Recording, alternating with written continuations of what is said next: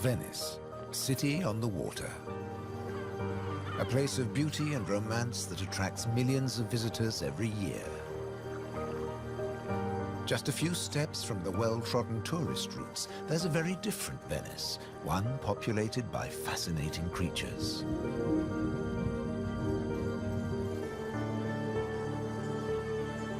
This film explores a Venice that few people ever see, a city that has a surprising double life.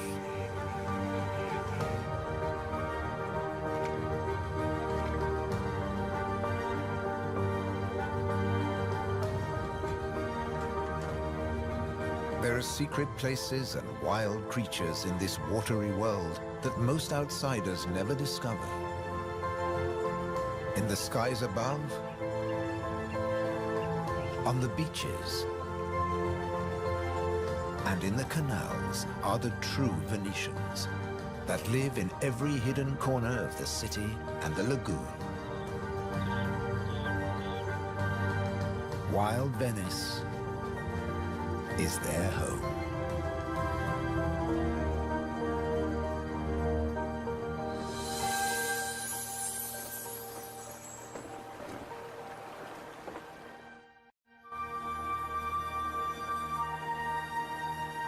The city of Venice is built on sand, in a lagoon between the sea and the land. First formed from river sediments, man has since created an ecosystem as fragile as Murano glass. Covering 550 square kilometers, it's one of the largest wetlands in the Mediterranean. Flamingos arrived at these Venetian waters quite recently.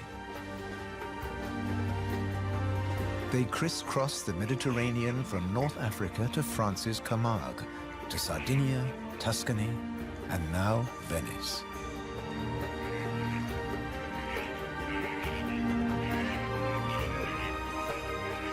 They feed on vegetable matter and small creatures they find in the mud of the lagoon. In the shadow of Venice, the lagoon is the northernmost flamingo habitat in Europe.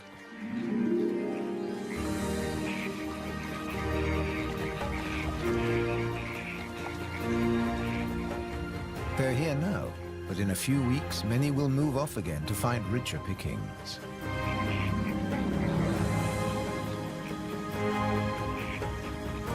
Their takeoff may look clumsy, but once in the air, their flight is balletic and elegant.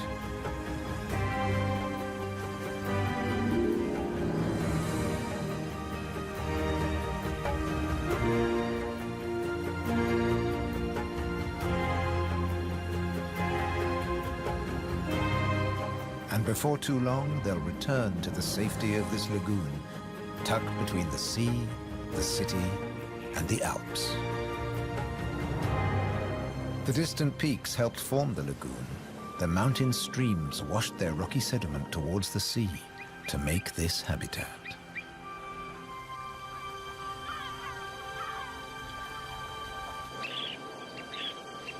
Some of the lagoon's other birds are ready to leave.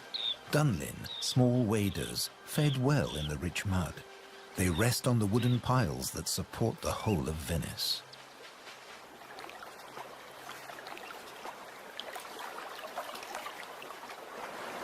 It's spring, time to head off to their northern breeding grounds.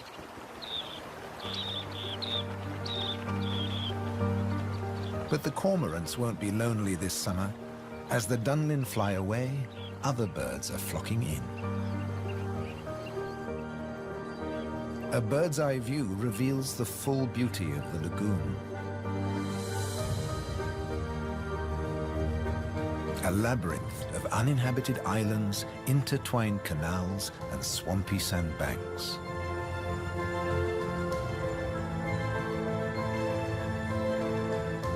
These marshy wetlands are known as the Barene.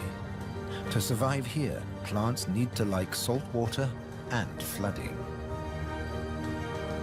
Natural arteries called gabi meander through the brackish gardens, keeping the lagoon alive. The same waters flow through the city. The curving streams between the islands became the magical canals of Venice.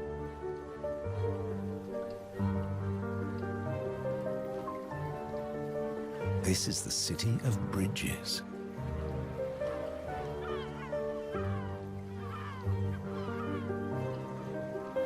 Visitors are mesmerized by the romance of the canals and the ancient architecture, and often miss the smaller, wilder sights around them.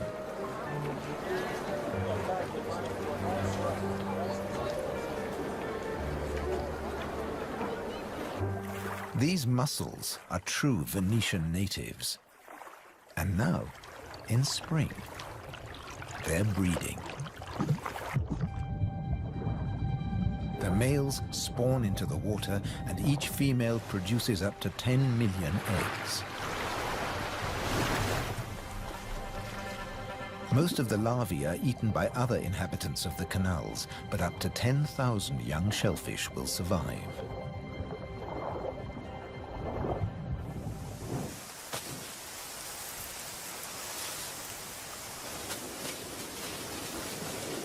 Just beyond the city, colonies of birds are breeding too.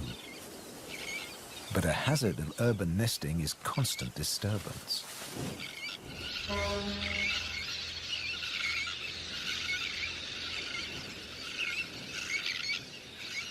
Little terns will quickly fly back to their eggs and can miraculously find their own nest scrapes in the crowded colony. Their cousins, the sandwich terns, lay their eggs directly onto the sand.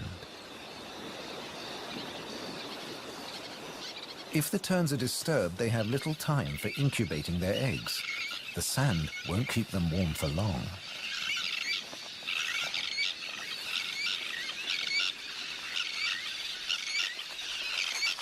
And left out in the open, they could be an easy target for predators.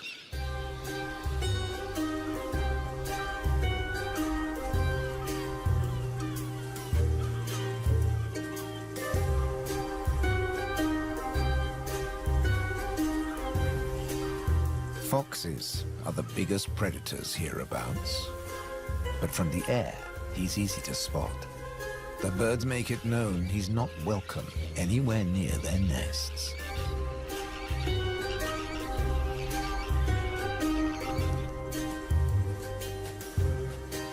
Foxes would rather not get their feet wet. Hunting in these swampy areas is a frustrating business.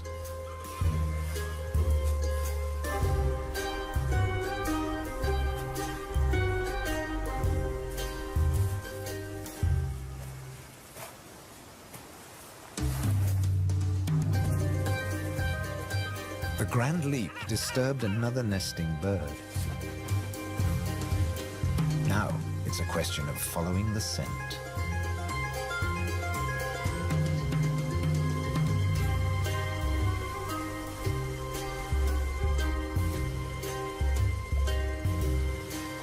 A welcome snack.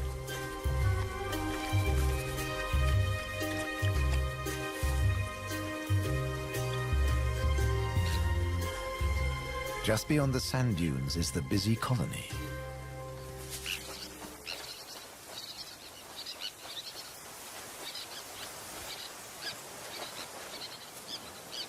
In this mixed neighborhood, a pied avocet is brooding next to the sandwich terns.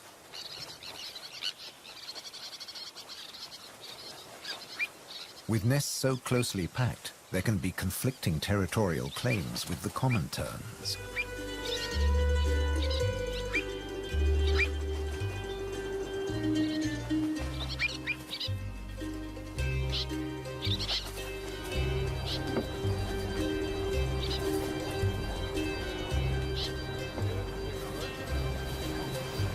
But the avocet stands his ground.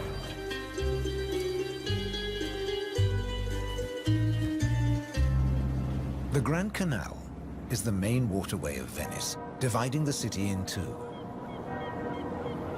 It follows the course of the ancient river Brenta that runs from the Alps all the way into the lagoon.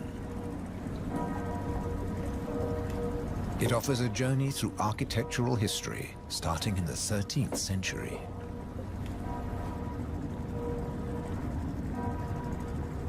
The banks of the Grand Canal have other surprises to offer, like Palazzo Malipiero's Rose Garden.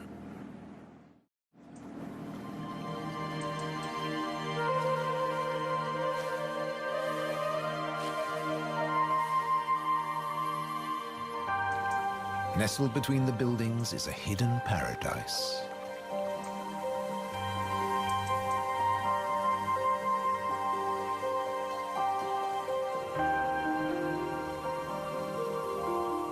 Now owned by a modern-day countess, it has been restored to its full glory, and no detail has been left to chance.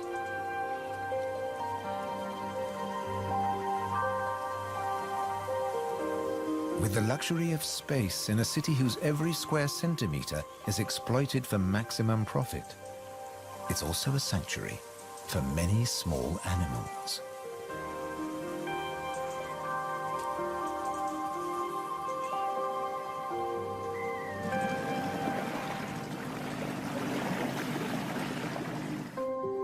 Every day, more than 50,000 tourists visit Venice.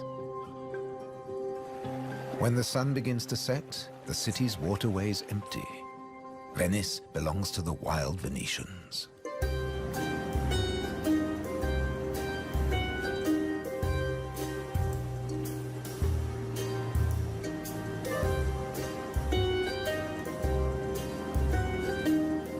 Rats prefer to search for food in the cool night air.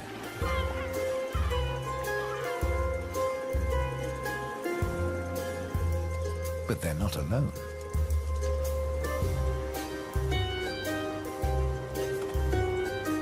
Pine martins are hungry too, and rats are on their menu. Pine martins are welcome in the city as they're natural rat catchers.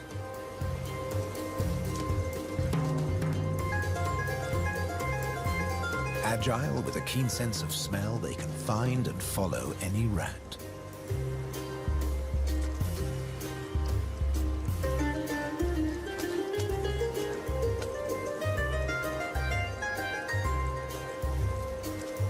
But they're endangered too.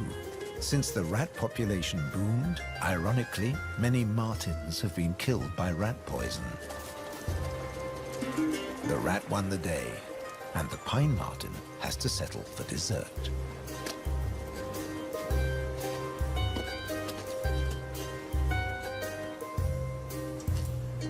Not such a sacrifice, as pine martins are omnivores. Both meat and veg are on their menu. And sometimes the vegetarian meal is an easier option.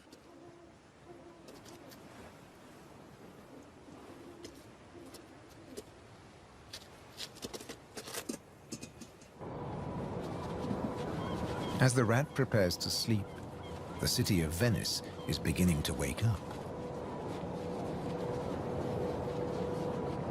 The floating vegetable stalls are the first to move into action.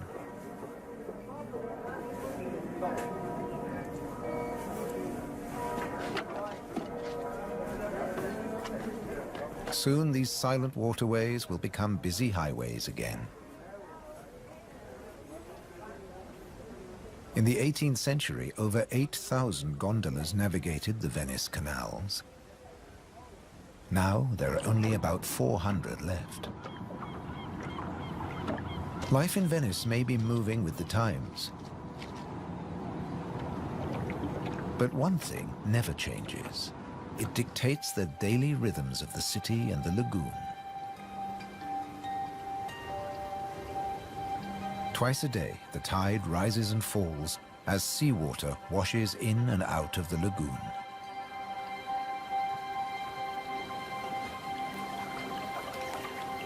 The water level changes by up to 60 centimeters.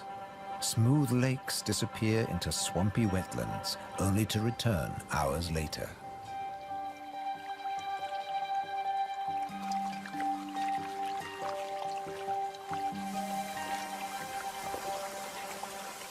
Retreating water levels reveal a surprise. Strange islands that look like complicated water mazes. In fact, they're fisheries at the edge of the lagoon. known as the Valle da Pesca.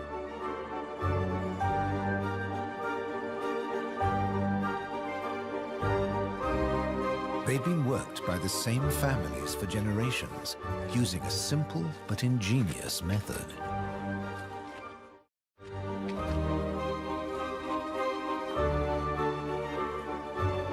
Nets are lowered into the locks that span the water channels.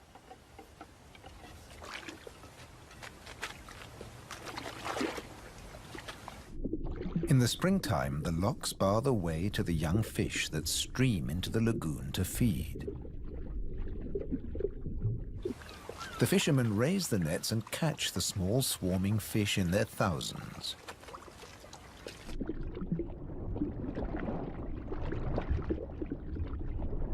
It's easy to scoop them out, but these fish are not for eating.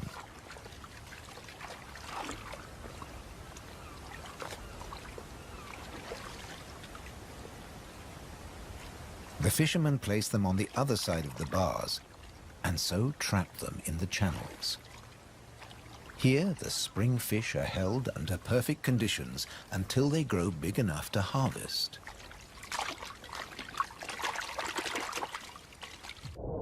In the autumn, when the fish try to return to the sea, they're simply netted again. This time, they don't get away. Kingfishers have a more dramatic technique.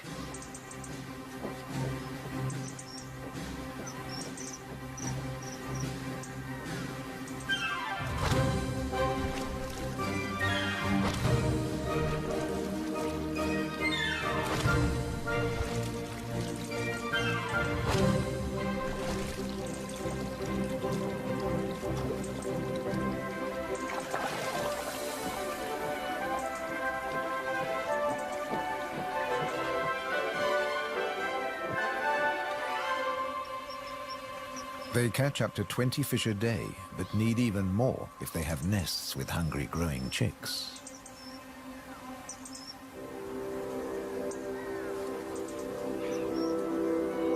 It takes enormous skill, but also violence. A sharp blow to the head stuns the fish. And when it stops wiggling, the kingfisher can turn it round without fear of it escaping.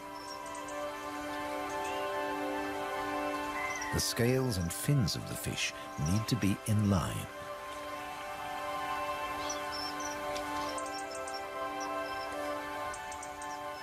Now it's ready to swallow.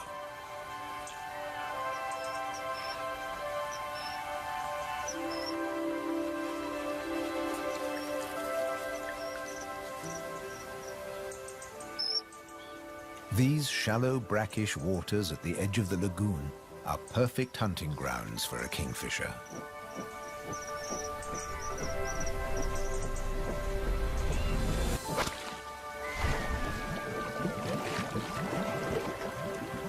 But not every dive is successful. They'll snatch the odd insect in the air, but 95% of the kingfisher's catch must be made underwater. The cormorant has an easier life, as does the little egret. And some don't even get their feathers wet while hunting.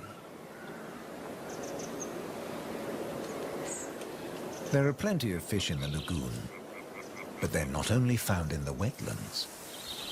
These waters flow through the city too. And there are fish to be caught in the canals. Beneath the bustling jetties of the famous vaporettos or water taxis, wildlife flourishes. Even here, the little egret can fish where the water is deeper and turbulent. It's not easy to keep an eye on a moving target from a moving base.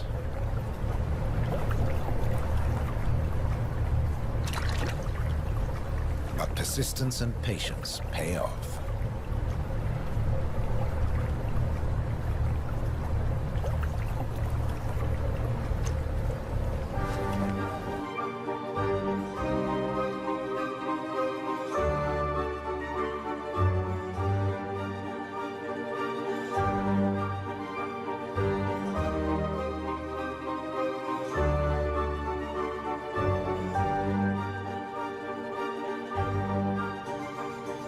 3 narrow inlets connect the lagoon to the sea.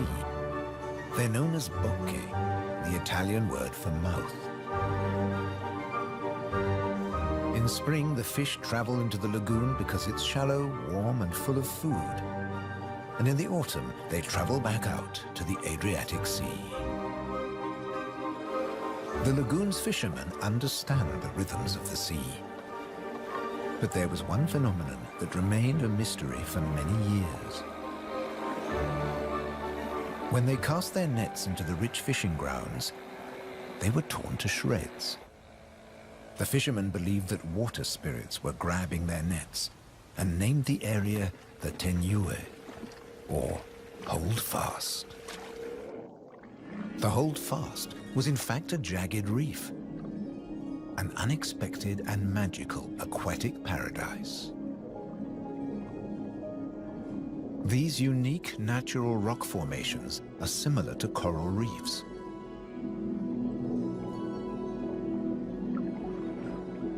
They're home to all kinds of remarkable creatures. Serpent stars, or marine annelids.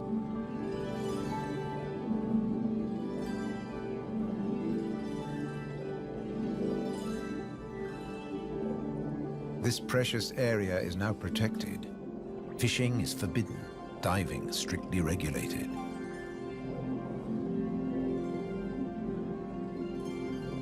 Even harvesting a shellfish delicacy like these canestrelli is banned.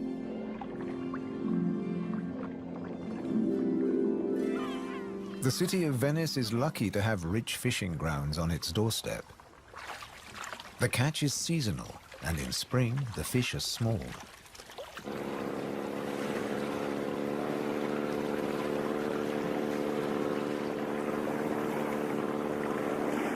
But the fishermen will go out, as long as they can find a buyer. Only the weather can hold them back.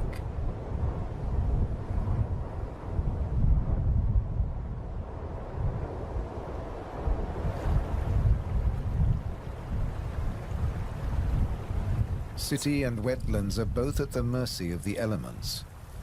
A storm is heading towards the lagoon. When rain-bearing clouds build up against the southern face of the Alps, and when warm southerly winds whip up the sea, water is driven into the lagoon, flooding the city and engulfing the swampland. This extreme high tide is known as aqua alta and can be disastrous for ground-nesting birds. Thankfully, it's rare in the springtime. It strikes more often in the autumn. Storms can vanish as fast as they arrive, and the limpid sunlight that Venice is so famous for bathes the city again. In early summer, Venice teems with tourists. The Bridge of Sighs is a popular attraction, but few visitors realize that real Venetian life is happening just a short distance away. In the Giardini, a spacious and peaceful city park, there are some surprising residents.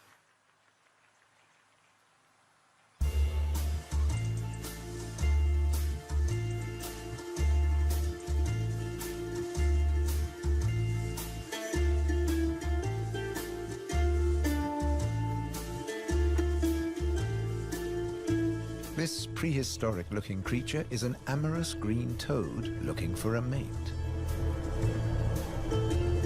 After all, this is the city of romance. But for a toad, finding a partner in a city isn't always easy. Even a quiet park is full of danger and disruption.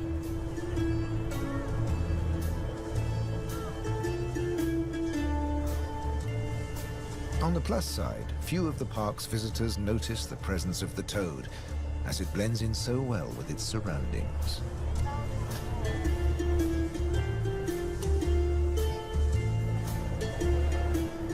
Another of the city's visitors is far more conspicuous. A stark contrast to the ancient buildings it comes to celebrate.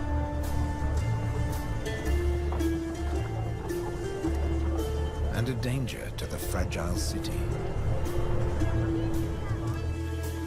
The toad at last finds a more secluded waterside spot. Soft light, gentle fountains, the perfect place to mate. Venice is full of secret places hidden away from the main tourist routes. A traditional gondola repair shop nestles between the city's Zattere and Dorsoduro districts.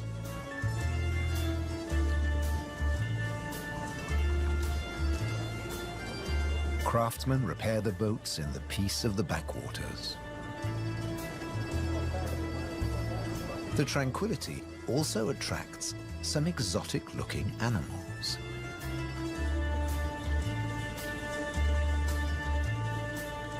Geckos are not native to Venice, but they've settled in well here. During the day, they'll sun themselves on warm stone.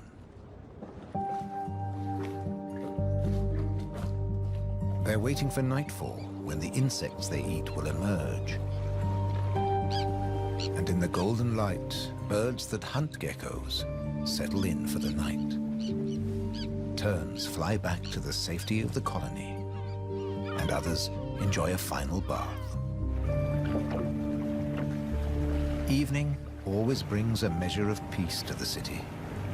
The Grand Canal is now very quiet, a perfect time for the gecko.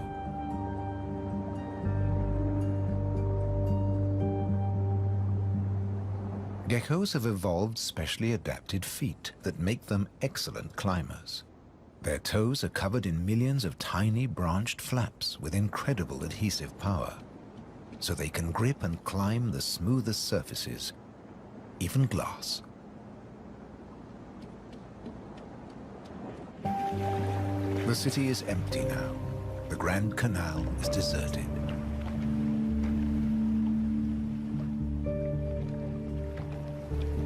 The evening's activity has passed to Venice's bars and restaurants.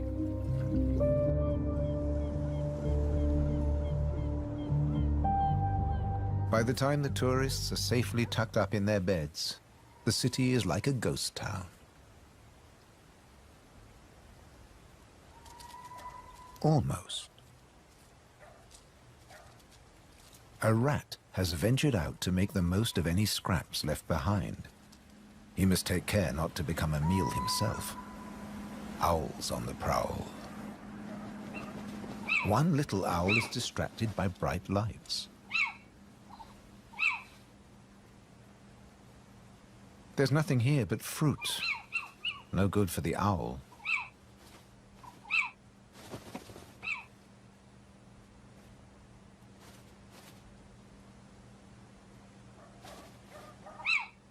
This house call hasn't paid off. Time to make a swift exit.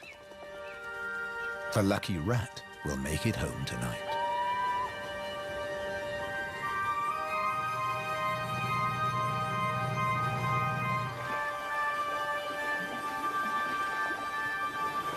Cormorants bask in the morning sun.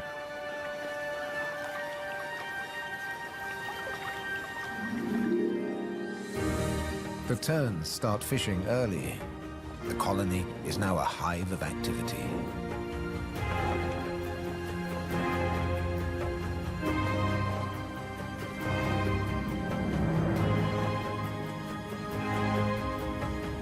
The first chicks have hatched. Exhausted from the effort of breaking out of the egg.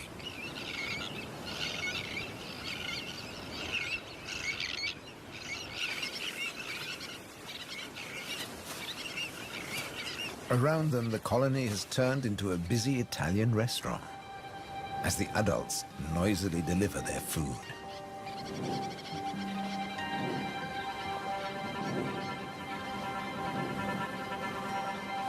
The chicks blend in well with the sand. Their cries for food are a new and insistent sound on the beach.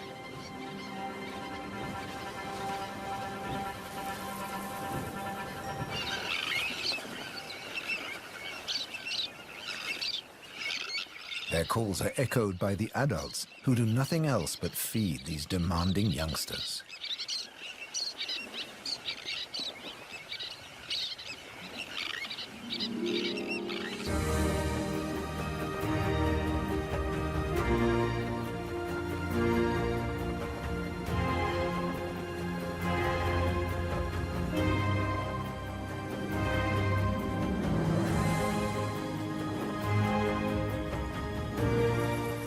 It's hot and humid, and the lagoon is at its most beautiful. The hot summer months are the quietest for the fishermen. They take advantage of this time to mend their nets. They work and even sleep here, with spectacular views of the surrounding wildlife.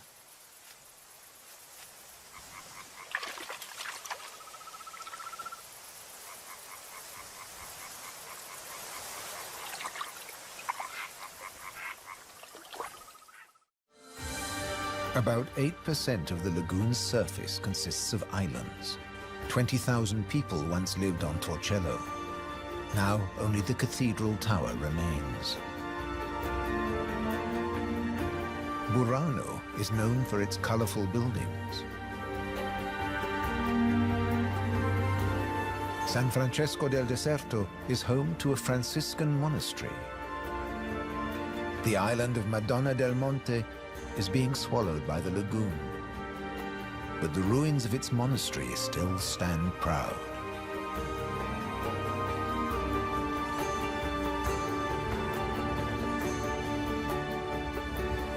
Enchanted places like this are an ideal refuge for wild animals.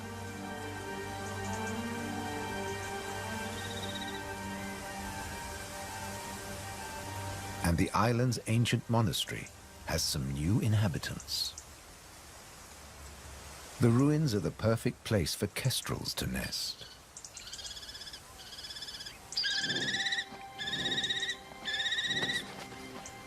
The hungry chicks are nearly as big as the adults and almost ready to fledge.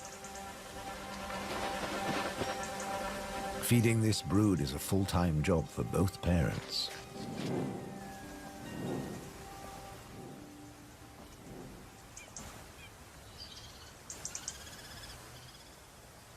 Finally, curiosity gets the better of the young birds and they start to emerge from their hiding place.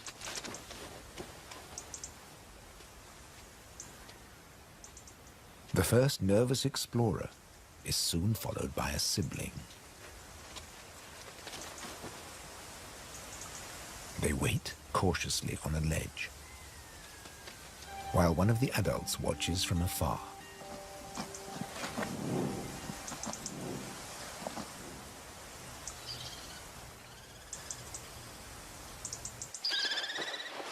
Their mother returns with food, and the young kestrels jostle to get to the front of the queue.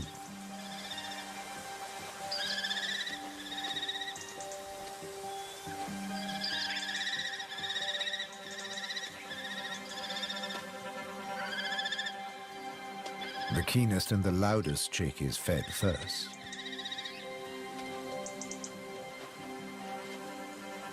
Soon the food parcels will stop.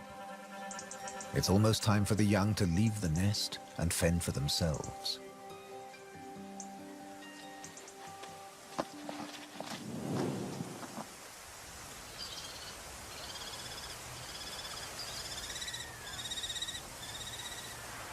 Not all of the lagoon is quite so peaceful. Venice's Lido, with its luxury hotels, is where the human bathers gather.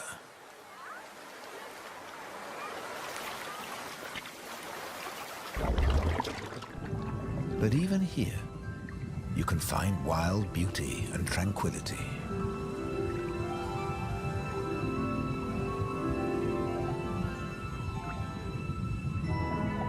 In the Tenue, Venice's reef, one of nature's most delightful performances is in full swing. The squid's mating dance. The pair move together like synchronized swimmers as waves of rainbow colors pulse along their bodies.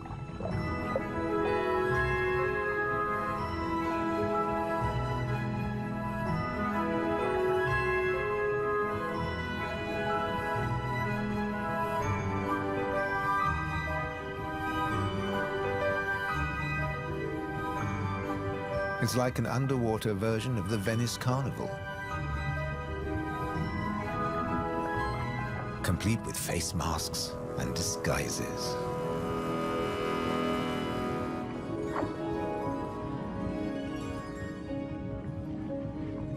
Decorator crabs change their shape by attaching sponges and algae to their bodies.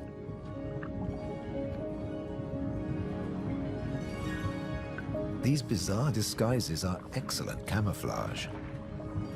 The crabs creep past their neighbors and predators like living rocks from the seabed.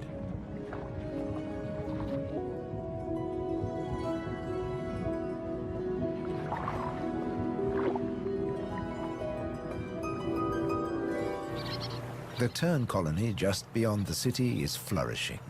The chicks have fed well and are strong and healthy.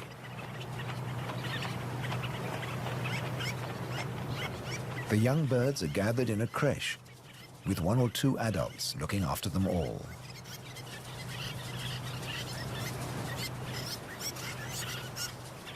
Today's lesson is elementary flight. But the teacher's demonstration is over in a flash.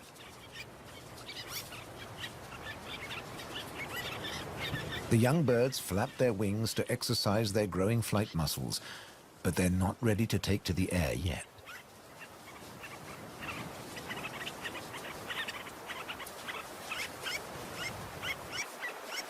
Before long, they'll be flying as well as their parents. The young kestrels are also preparing for takeoff. They bravely take the plunge and launch themselves into the air.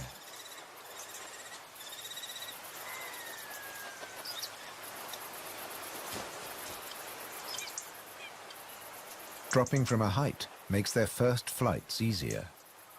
Once in the air, they're in their element and can glide and flap back to safety.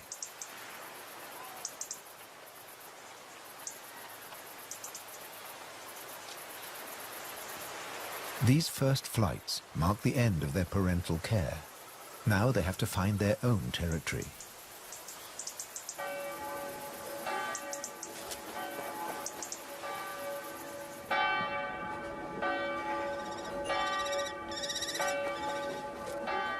One of the kestrels has made its way to the nearby island of Burano. It's unlike the remote nest site, but it still has everything the kestrel needs. Just like the ruins, the brightly colored walls offer protection. These birds are welcome visitors, and the people here seem happy to have a kestrel watching over them.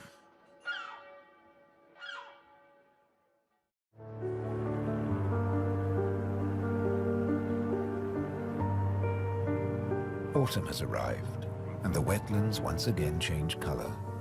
A plant called glasswort is responsible for this blush of pink. It flourishes in the swampy salt marshes.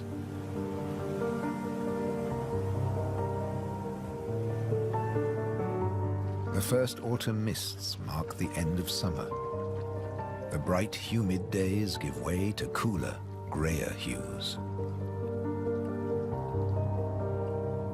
The sea and the sky seem to merge into each other. Now in September, the sea is generally calm. But from the autumn equinox, there are high tides. And sometimes, Venice floods. For now, the water is still and shimmers like liquid mercury. When the temperature drops, the beaches are finally too cold for tourists. Animals better equipped to bear the chill reclaim them.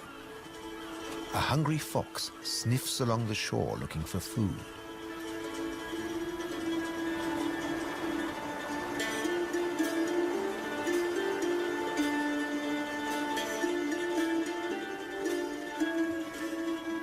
The fox has an excellent sense of smell and can see well in the twilight. It has picked up a strange scent. Something smells good to eat. But quite where this food is hidden is a mystery.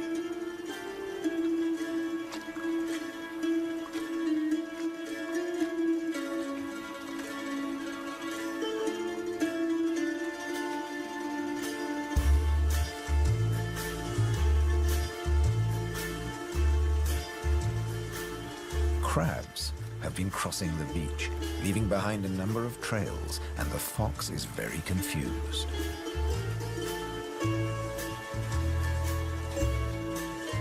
Finally, it follows its nose and comes face to face with a crab.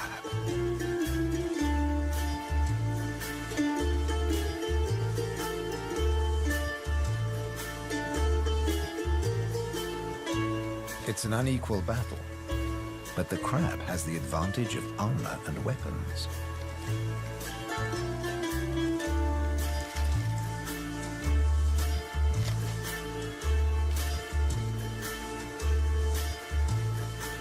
This meal is more trouble than it's worth.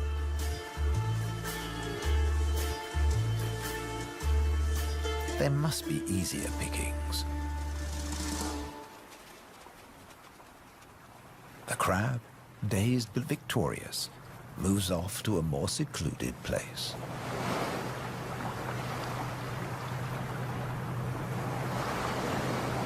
More crabs congregate on the shoreline looking out to sea. But just across the water, the residents of Venice are having a less comfortable time. The waters of the lagoon are creeping into the city.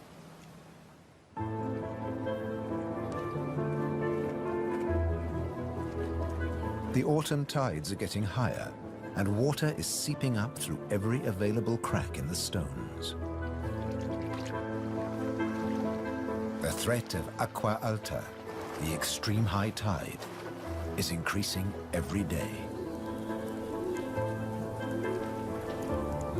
A combination of rising tides and the Scirocco winds cause this extreme event, and the rain just adds to it. Much of the city is only just above sea level, so there's very little to stop the floodwaters. This may look like a swimming pool, but it is in fact St. Mark's Square. Fortunately, this only lasts a few hours. Soft winter fog wraps the landscape like a blanket and brings the year to a close for Venice and its beautiful lagoon. The visitors have marveled at its sights, but many have missed the most fascinating wonders of all, the wild side of Venice. The city is empty now, but visiting season for the lagoon never ends. As one creature leaves, another takes its place.